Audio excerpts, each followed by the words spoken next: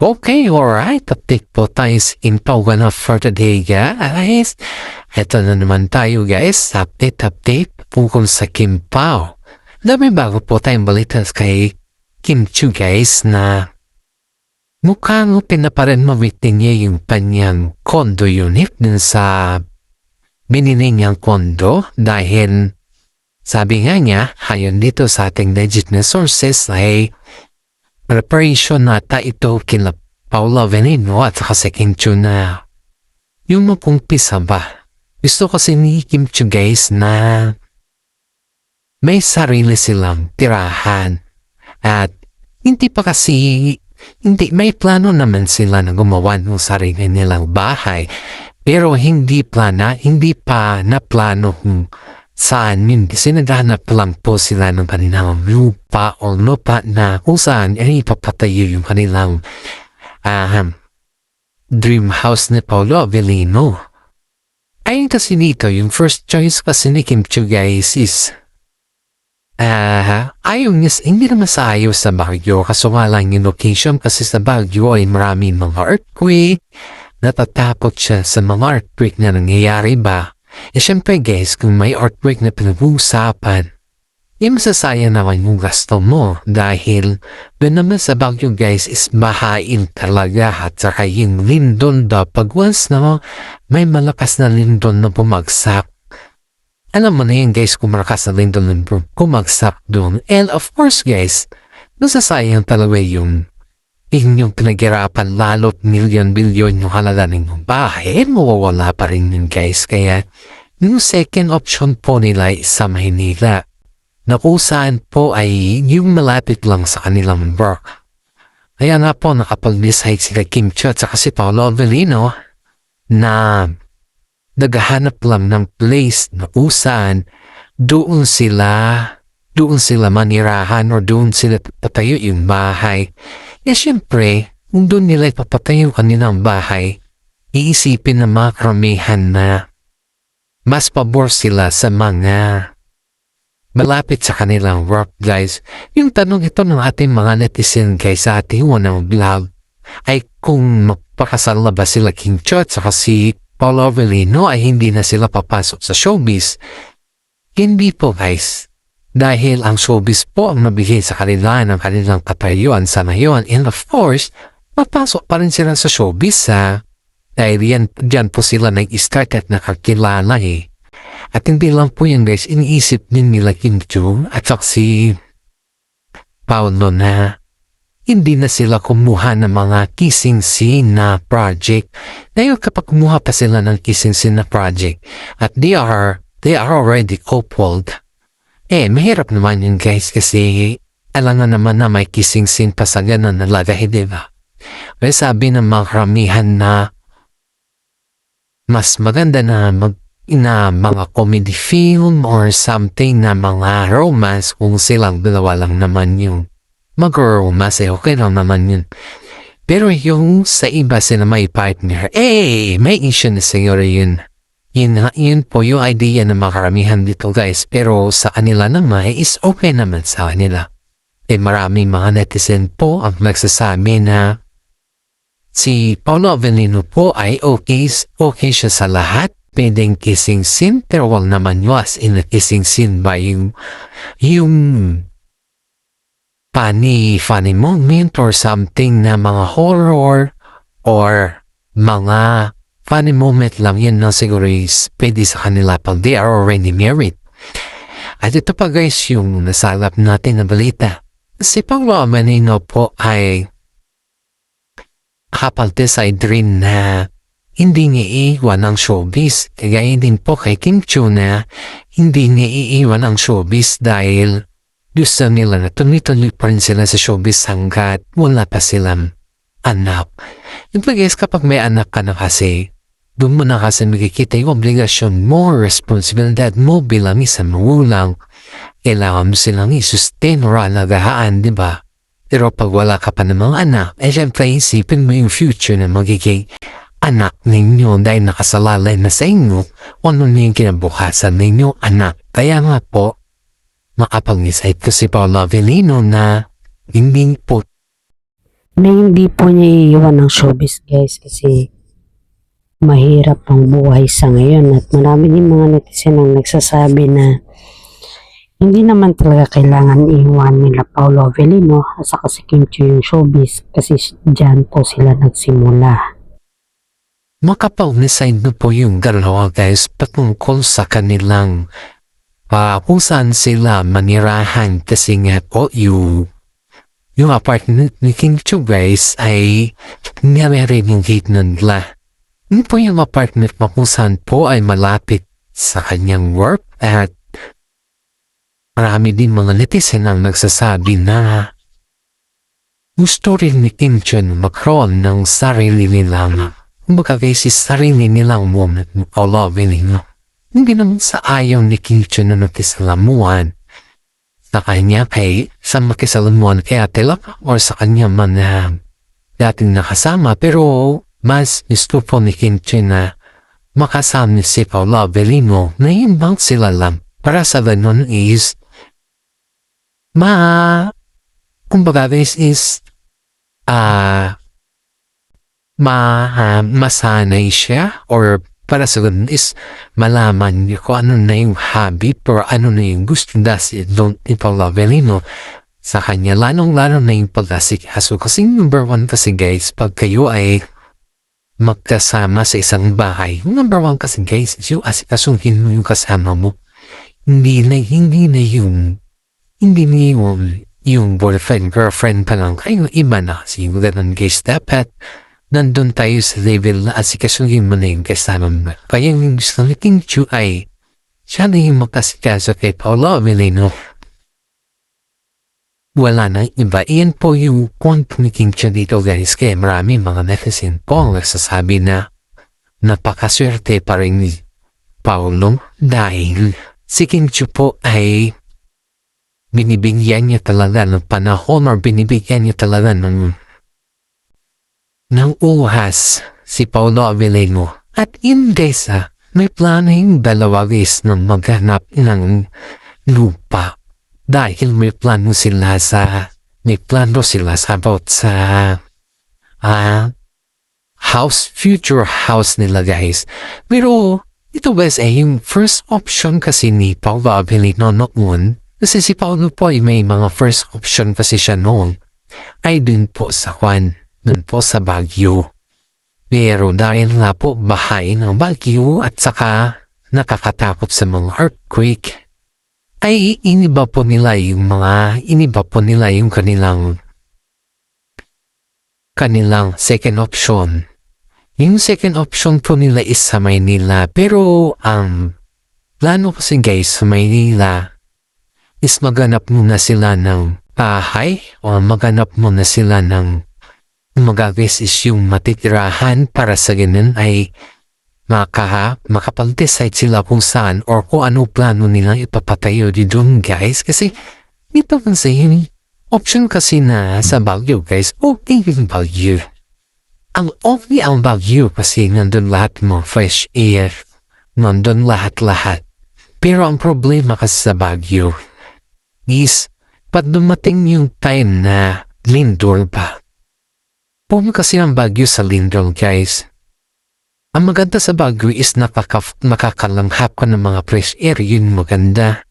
Natatagal talaga yung buhay mo doon. Kasi puro fresh air yun nandun eh. Mundo kasi yun sa Baguio. Pero yung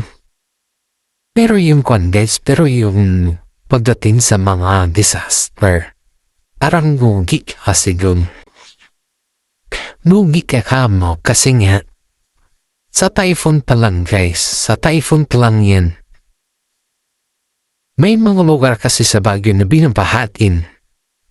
May lugar din doon na prone talaga sa earthquake. Yun yung number one na nakakatakot sa Baguio kasi nga it's a mountain, surrounded yan ng mountain talaga yung Baguio. Daan mo pa lang doon sa Baguio is alam mo na yan yung risky kasi doon sa Baguio. Pero pagdating sa mga fresh air, maganda doon. Ayan na sabi ni King Chiu na pag sa Baguio summer maganda pero yung kamanirahan yun yung mahirap kasi prone talaga dun. Kaya naghanapan sila ng space sa Maynila na kung saan malapit sa kanilang work. Para sa ganun guys is hindi sila mahirapan. Pwede rin sila kumuha sa Baguio, pero hindi dun sila maninirahan, kundi kami lang rest house. May dalawang option na po sila sa yung retirement nila sa showbiz kasi bumili po sila, gusto na lang pumili ng lupa na malapit sa beach. At dun po sila papatayo ng dream house na yung rest house guys. Kasi yung rest house kasi kapag nasobrahan ka ng trabaho, kapag gusto mo magpahinga, normal. Siyempre, kapag may tanda na gusto mong pahinga kasama yung pamilya mo, kasama yung mga barkada mo, or kung makikitil ka, magre-relax, at least may sarili ka ng rest house, diba? Yan yung pinakamaganda dyan, yung may sarili ka ng rest house. Yun yung gusto nila Paolo Abilino na may sarili silang rest house. Dahil hindi naman habang buhay guys na nasa showbiz sila. Habang wala pa silang anak, ang pinag-iisipan nila ngayon is yung makapagplano or makapagpundar sa kanilang future. Kasi yung pagpundar kasi guys, na habang wala pa kayo anak, ay iyon ito enjoy everything muna. Enjoy mo yung lahat-lahat. Para sa ganon is, pag nakaready na kayo na ready na magkaroon ng pamilya, at yun, may magagamit kayo, diba? At saka practical na yung buhay ngayon. Hindi na uso yung sabihin natin na ganito, ganyan, basta important. Hindi na yan uso. Ang uso sa ngayon is yung ang future niyo talaga yun yung uso sa ngayon guys. Maraming mga netizen na nagsasabi na napakaswerte pa rin ni Kim Chiu kay Paolo Abilino dahil kahit hindi man si Paolo yung nakuha na kay Kim Chiu sa unang buhay niya, ay palaging full support naman si Paolo kay Kim Chiu. Kahit isang daming nambabas kay Kim Chiu dahil si Paolo po ay kita nila na hindi siya yung kagaya ni si Yenli mo so whatsoever na ang daming alam mo na titibrekti. Si Paolo po ay napakasimple lang niya at saka mabait na tao. So pero lumaki siya sa simpleng pamilya lang. Hindi naman siya lumaki sa mga magarbong pamilya. Yun po yung kay Paolo Abilino dito. Hindi siya lumaki sa magarbong pamilya. Lumaki po sa simpleng pamilya lang.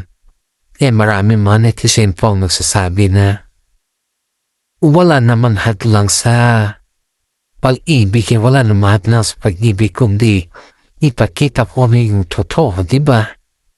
Ito guys, yung napansin nila kay Kim Chiu sa ngayon na noon kasi nung hindi pa po, yung wala pa si Paolo Abilino sa kanyang buhay ay hindi naman in-effects ni Kim Chiu yung kanyang kinakain. Hindi naman niya napakita sa kanyang Instagram paano yung kanyang kinakain ba. Pero sa ngayon guys is nakikita mo na si Kim Chiu ay nagluluto na rin. Nagluluto ng mga foods na yung mga kahit simple lang ay pin-effects niya na rin sa kanyang mga account. Kaya nabila yung mga netizen dahil noon naman hindi naman ganun si Kim Chiu. Noon naman hindi naman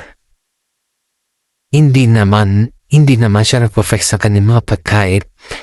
Saka hindi naman maluto si Kim Chiu. Ngayon po guys is napaka yung mga netizen sa kanya, yung mga fans niya. Dahil simula nung nalaman nila na may proposal na nag-propose na si Paolo, yun po na-fix na rin si Kim Chiu ng kanyang pagkain.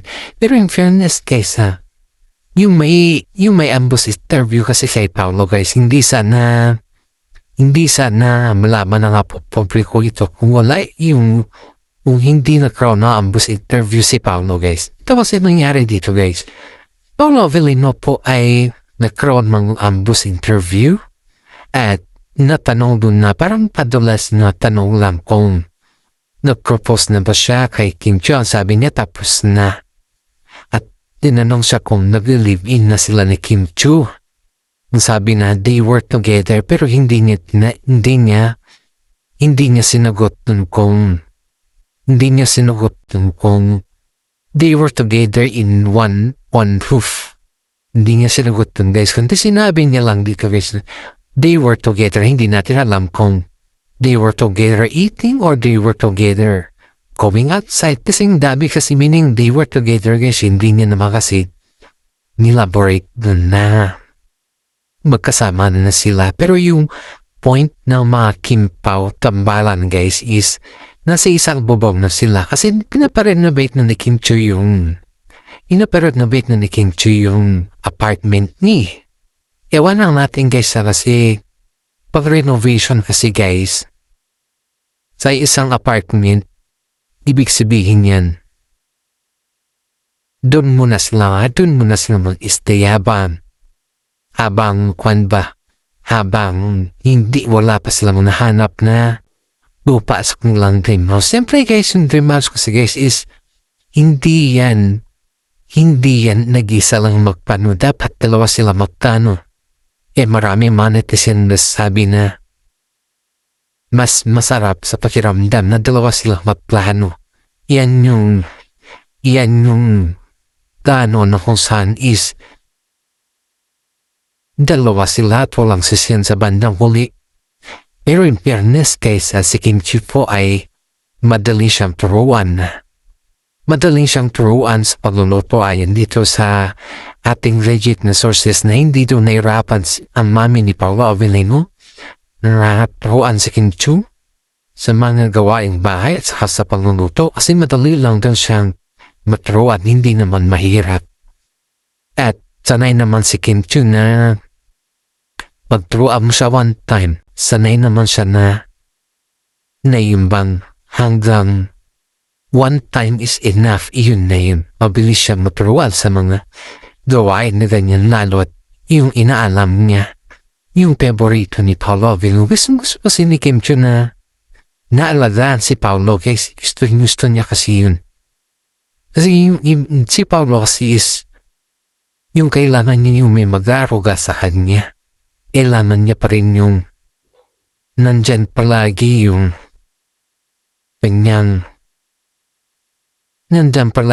kanyang si Kim Chiu. Dahil si Kim Chiu po guys is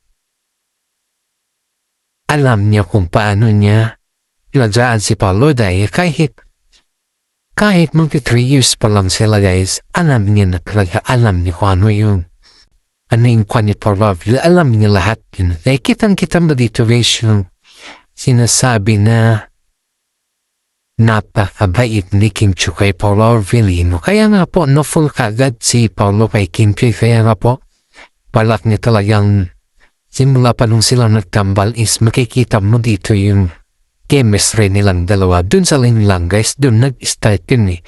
Alam kasi ng mga tao, no, mas malakas yung chemistry nila Kim Chiu at si Paolo Avellino dun sa line lang. Marami nagsasabi na gustong-gusto ni Paolo Avellino na ipakita kay Kim Chiu na mas mahalaga ang pamilya. Mas mahalaga si Kim Chiu sa kanyang buhay. Kaya yung bang kita mo yung adjustment ni Paolo Avellino kay Kim Chiu guys na kahit hindi naman Pinoy si Kim Chiu, iba naman yung kanyang ginagamit at iba naman yung kanyang nandyan pa rin si Paolo sa kanya. At the same time naman po guys, naman po si Kim Chiu kay Paolo kay wala naman kayong masabi sa kanila dahil they were very close at mabait sila sa isa't isa. Kaya inabihan din sila na mas maganda pag ipakita ni Kim Chiu sa kanyang sarili na proud siya sa kanyang ginagawa kay Paolo Avellino. Kasi si Kim Chiu guys, kung nakikita natin sa shows na napapasaya siya ng tao, pagdating sa reality, ang dami din niya kasing mga obligasyon niyan. Ganon din po si Paulo, ang dami din yung obligasyon. Pero yung iniisip talaga nila guys, sana yun is yung wedding nila. Yung wedding proposal nila. Kasi, ipin mo yung wedding proposal nila. Ipin mo yung ganapan nilang dalawa. Isipin mo yung saan sila nagsimula. At isipin mo rin yung bago sila na-start, bago sila nakakilala, nakaroon na ng issue, diba? Yan po yung mga gustong iwasan ng mga netizen sa kanilang issue. Pero wala po tayong magagawa dyan guys, kasi binabalik naman nila yan. May shout out po tayo sa ating mga fans dyan, sa mga senior citizen dyan, at lagi nakikinig sa ating mga update. Maraming salamat po guys. Sa mga ibang bansa dyan na patuloy na nakikinig, patuloy na sumusuporta sa atin, maraming salamat po sa mga tanong mo po yan para sa atin. At dito lang mo po ang ating update. Maraming salamat at God bless sa ating lahat.